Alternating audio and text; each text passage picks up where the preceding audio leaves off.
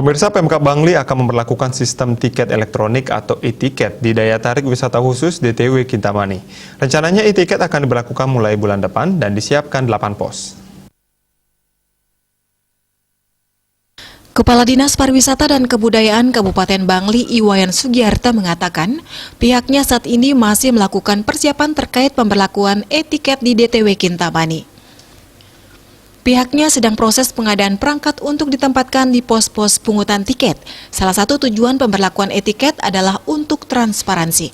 Rencananya pemberlakuan e-tiket di DTW Kintamani akan di-launching 26 Februari mendatang. Selain menyiapkan perangkat, Disparbud saat ini juga masih melakukan proses rekrutmen petugas pungut. Jumlah petugas yang akan direkrut sebanyak 60 orang.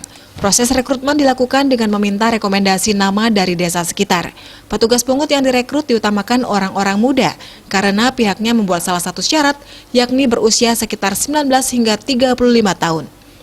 Petugas pungut yang direkrut tersebut nantinya akan dijadikan tenaga kontrak. Sebelum ditugaskan di lapangan, petugas pungut juga akan diberikan pelatihan kepribadian.